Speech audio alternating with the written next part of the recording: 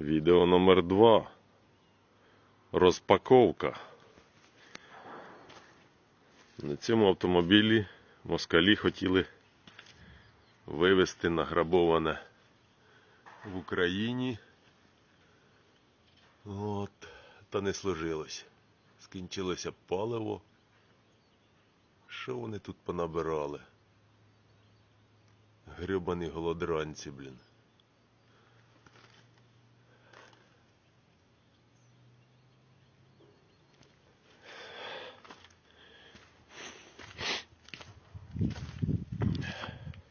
Денацифікація, дерусифікація.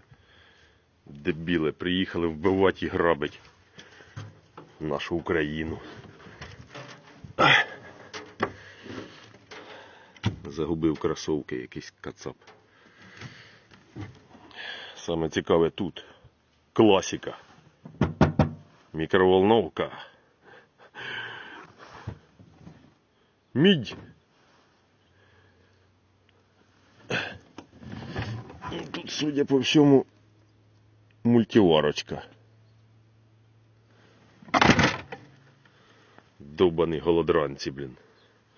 Смерть москалям, слава Україні.